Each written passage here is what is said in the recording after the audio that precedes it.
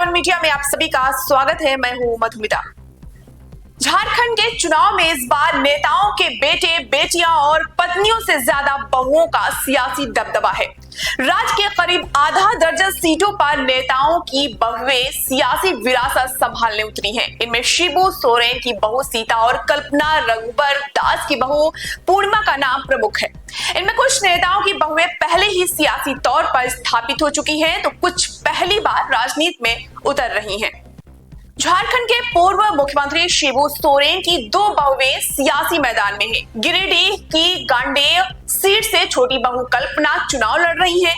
कल्पना 2024 में इस सीट से उपचुनाव भी जीत चुकी हैं। हेमंत के जेल जाने के बाद कल्पना ने राजनीति में एंट्री ली।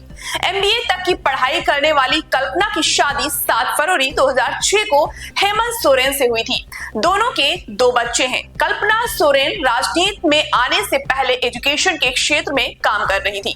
शिबू सोरेन की बड़ी बहू सीता भी राजनीति में है। सीता अपने पति दुर्गा सोरेन के निधन के बाद राजनीति में आई। वे जामा सीट से विधायक भी रह चुकी हैं। हालांकि 2024 में लोकसभा से पहले उन्होंने बीजेपी का दामन थाम लिया।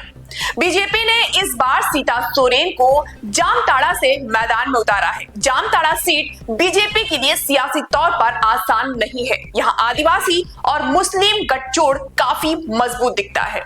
झारखंड के पूर्व मुख्यमंत्री और वर्तमान में उड़ीसा के राज्यपाल रघुबर दास ने जमशेदपुर पूर्वी सीट से अपनी बहू पूर्णिमा दास को मैदान में उतारा है। 2019 में रघुबर दास इस सीट से चुनाव हार गए थे। इसके बाद से ही उनकी झारखंड से सियासत से विदाई हो गई। पूर्णिमा की शादी 2019 में रघुबर के इकलौते बेटे ललित दास से हुई। ललित हाल ही में तब सुर्खियों में आए थे जब उड़ीसा राजभवन के एक कर्मचारी ने उन पर मारपीट का गंभीर आरोप लगाया था। ये मामला विधानसभा में भी उछला था। छत्तीसगढ़ की मूल निवासी पूर्णिमा ने ग्रेजुएशन तक की पढ़ाई की है। पूर्णिमा पर जमशेदपुर में रघुबर दास की विरासत को लौटाने की जिम्मेदारी भी है। झारखंड आंदोलन में अग्रणी भूमिका निभाने वाले शहीद निर्मल महतो की बहू सविता महतो भी सियासी मैदान में उतरी हैं। सविता झारखंड मुक्ति मोर्चा के सिंबल पर सरायकेला की ईचागढ़ सीट से रही हैं। 2019 में सविता इस सीट से जीत भी चुकी हैं।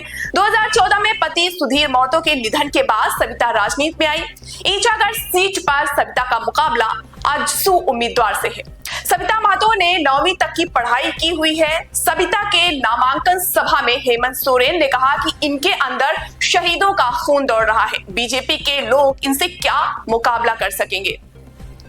बता दें, संयुक्त बिहार झारखंड के कद्दावर नेता रहे अवध बिहारी सिंह की बहू दीपिका पांडे फिर से चुनावी मैदान में है। दीपिका महगामा सीट से 2019 में जीती थी। इसके बाद उन्हें हेमंत सोरेन सरकार में मंत्री बनाया गया था। दीपिका के पति प्रोफेशनल सेक्टर में काम कर रहे हैं। दीपिका राजनीति में आने से पहले पत्रकारिता क्षेत्र में सक्रिय थी। यूथ कांग्रेस के जरिए राजनीति में आने वाली दीपिका को 2014 में गोंडा का जिलाध्यक्ष बनाया गया था। दीपिका का इस बार मुकाबला पुराने प्रतिद्वंदी अशोक भगत से है। सत्यानंद भोक्ता हेमंत सोरेन सरकार में मंत्री हैं। 2019 में वे चतरा सीट से जीतकर विधायक बने थे। 2022 में उनकी जात को केंद्र सरकार ने आदिवासी वर्ग में आरक्षित कर दिया। भोक्ता और उनके बेटे इस वजह से चतरा सीट से चुनाव लड़ने से वंचित रह गए। लेकिन भोक्ता ने सियासी हार नहीं मानी। उन्होंने अपनी बहू रश्मि प्रकाश को यहां से मैदान में उतार दिया है। रश्मि की जो जात है वो दलित कैटेगरी के अधीन है और रश्मि इस वजह से चतरा सीट से चुनाव लड़ने योग्य है। रश्मि के पति मोहन स्थानीय कोर्ट में चपरासी के पद पर कार्यरत हैं। रश्मि का मुकाबला चतरा सीट पर चिराग पासवान के उम्मीदवार जनार्दन पासवान से है। जनार्दन पहले भी सत्यानंद भोक्ता के सामने चुनाव लड़ चुके हैं। तो ऐसी तमाम बड़ी खबरों को देखने के लिए जुड़े रहिए न्यूज़ 7 मीडिया के साथ। नमस्कार।